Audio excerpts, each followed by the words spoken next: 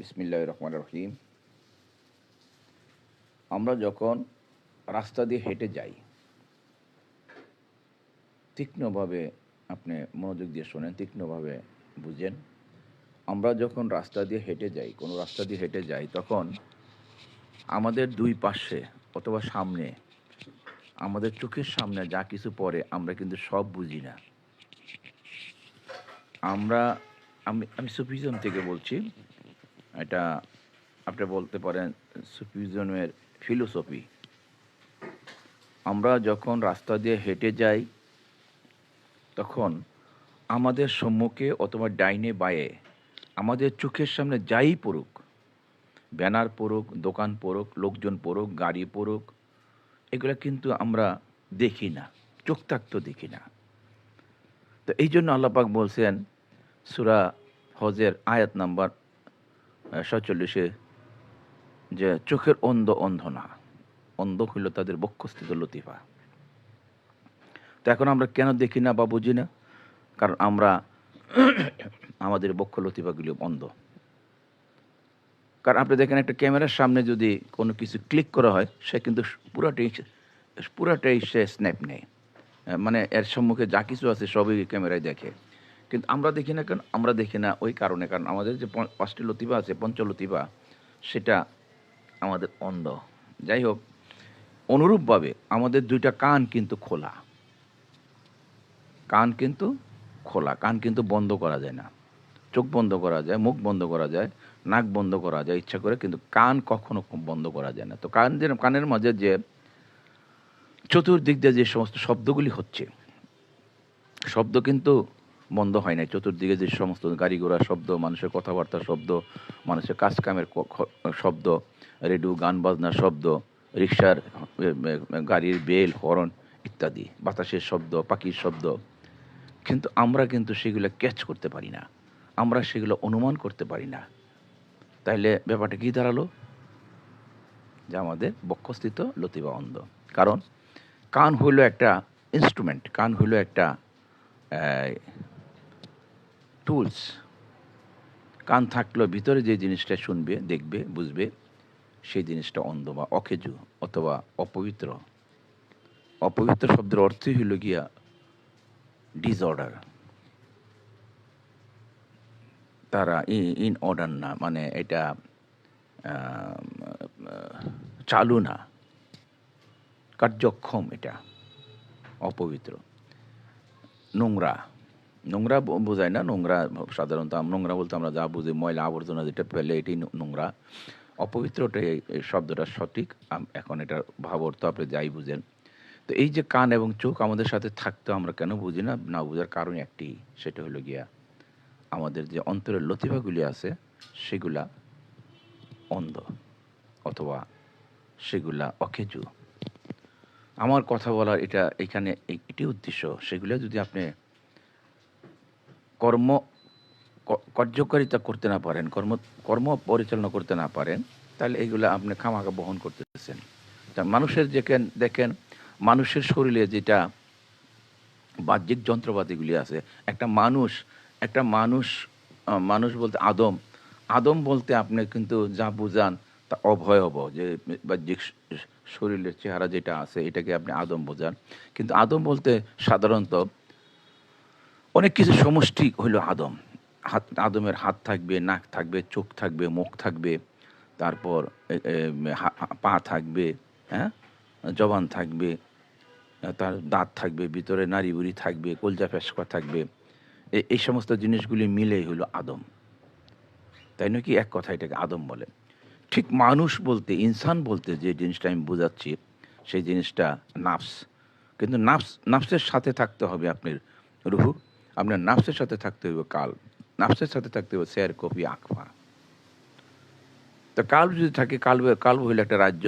আলমে কবির আমি বলে আসছি, সে কবিরের মাঝে আপনার পরিষদ থাকবে। সেই পরিষদ হইল পরিষদ থাকবে এবং প্রজা থাকবে।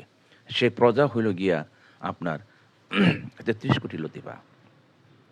উদ্দেশ্য প্রজা, উদ্দেশ্য নাফস, নাফস উদ্দেশ্য, প্রজা উদ্দেশ্য। দেখেন উদ্দেশ্য কিন্তু অত্যন্ত ক্ষমতাবান। উদ্দেশ্য আমরা দেখা যায় না। আপনি দেখেন তাপ বা বিদ্যুৎ, এটা অদৃশ্য, কিন্তু এটা প্রচণ্ড ক্ষমতা। তাপ, তারপর ঠান্ডা, এগুলো কিন্তু অদৃশ্য। ঠান্ডা কিন্তু দেখা যায় না, অনুভব করা যায়। তাপ অনুভব করা যায়, দেখা যায় না। তো এই যে ইলেকট্রনিক্স অনুভবও করা যায় না। যে বিদ্যুৎ বিদ্যুৎ অনুভবও করা যায় না, কিন্তু অত্যন্ত পাওয়ারফুল। জায়গা মতন এটা অত্যন্ত পাওয়ারফুল। তো এই যে অদৃশ্য জিনিসগুলি যেগুলা আমাদের ভিতরে আছে, ৩৩ কোটি লতিফা, কাল্প। কাল্প একটা রাজ্য, সেই রাজ্যের মালিক হইলাম আমি। আমি কি? আমি হইলাম গিয়া নাফস।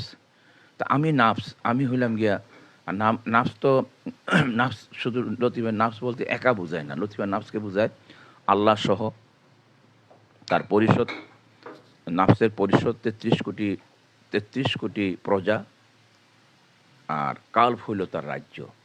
এখন যে ব্যক্তিটি লতিফে কাল পবিত্র করতে পারলো, যে ব্যক্তিটি বলতে যে নাফস নিজে পবিত্র হইল এবং তার কাল্পকে পবিত্র করল, সাথে সাথে যে ৩৩ কোটি লতিফা পবিত্র হইল, ৩৩ কোটি প্রজাও পবিত্র হইল, তখন সে একটা সাম্রাজ্যের অধিকারী হইল। তার সাম্রাজ্যের প্রজা সংখ্যা ৩৩ কোটি, এবং তারা সকলেই পবিত্র, উত্তম উত্তম প্রজা। আর তার রাজ্য হইল কাল। এই জিনিসটি জয় করে আপনাকে মৃত্যুবরণ করতে হবে। আপনি বেহেস করেন, বেহেস তো বাদশাহিতে বেহেস। আপনি বেহেস যে করেন, বেহেস তো বাদশাহিতে। আপনি একটা বাদশাহ, ওই যে অলি আল্লাহদের শাহানশাহ। কেন শাহানশাহ বলে? তারা কি বাংলাদেশের শাহানশাহ, নাকি সৌদি আরবের শাহানশাহ, নাকি শুধু নামই শাহানশাহ? তারা শাহানশাহ হইল তাদের এই লতিফে কাল্প, সে যে মহাজগৎ। এটা আল্লাহ পাকের যা কিছু আছে জাত এবং সিফাতে, তার সব কিছুর প্রতিবিম্ব লতিফে কাল্পের মাঝে আছে। তারপর এটা খালি পড়ে থাকে।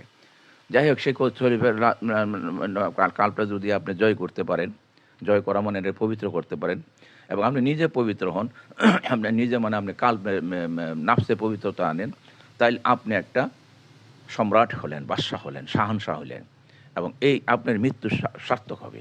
আপনি যে দেহত্যাগ করবেন, এই আদম দেহত্যাগ করার পরে আপনি সেই রাজ্যেরই বাদশাহ হবেন, এবং সেটা আলমে আমরে এই বাদশাহ আপনি আপনার ৩৩ কোটি প্রজা নিয়ে সেই বাদশাহী আপনি পরিচালনা করবেন। সেখানে থাকবে আপনার বহুত রানী, প্রজা, শাহজাদে, ওই ৭০,০০০ হুর থাকবে, আপনি সম্রাট থাকবে। আপনারা এই ৩৩ কোটি প্রজা ১৯ কোটি। আপনি দেখেন, জান্নাত মানে সুখ।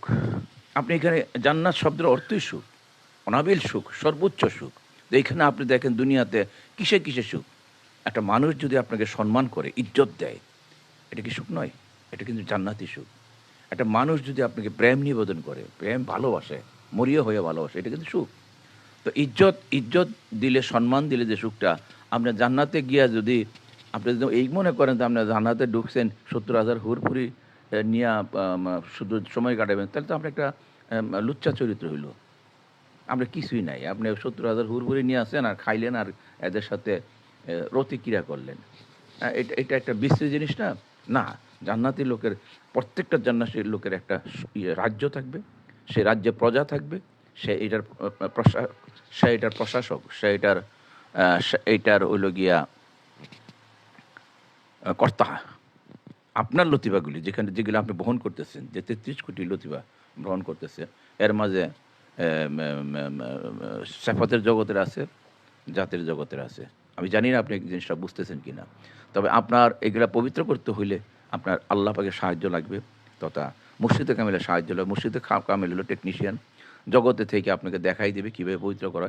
যেহেতু এই লতিফাগুলি কানেক্টেড, এই লতিফাগুলি যে আমার যে 5টি লতিফা আছে, এই লতিফাগুলি কিন্তু কানেকশন হলো গিয়া আল্লাহর সেফাতি জগতের মাঝে, আর বাকি লতিফাগুলির কানেকশন হলো আল্লাহর জাতের সাথেও কানেকশন আছে।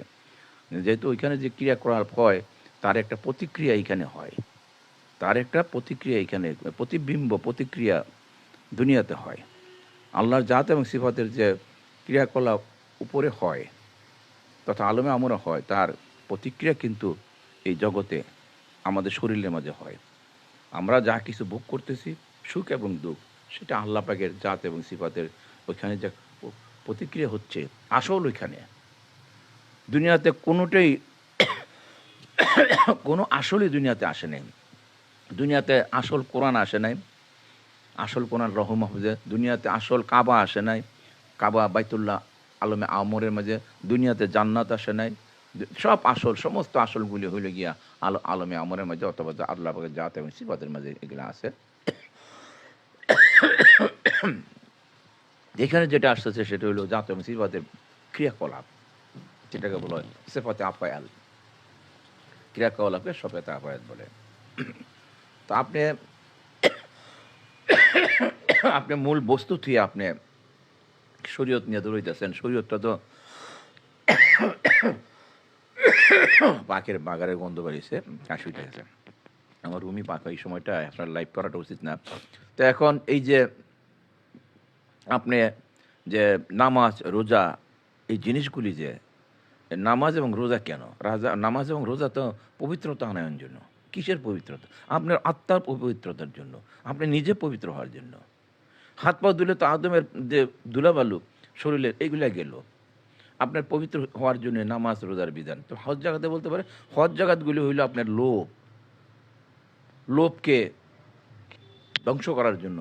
হজ এবং জাকাত টাকা পয়সাগুলি খরচ করে দেন, যেটা নাকি আপনার কামনা বাসনাগুলি মরে যাক, প্রবৃত্তি পূজা যেটাকে বলা হয়। যা রসুল যেটা বলছে যে মরার আগেই মরো, মরার আগে মরো শুধু বলেই নাই, তাকে হজের বিধান দিয়েছে কি, হ্যাঁ আমি কাপড় বিন্দা যা হজ করে আসো। তোমার ভিতর থেকে অন্তর থেকে সমস্ত যে কামনা বাসনাগুলি আছে এগুলো জাইরা ফালাইতে হজে যাও। হজে মানে নিজেকে মৃত্যু ডিক্লেয়ার দিয়ে সেখান থেকে হজ করে আসো। হজ মানেই নিজেকে মৃত্যু ডিক্লেয়ার দেওয়া। যে হেরামের কাপড়টা এটা হলো কাফনের কাপড়। কাফনের কাপড় বলতে এটা খারাপ শোনা যায়, সেই জন্য এহরামের কাপড় বলছে।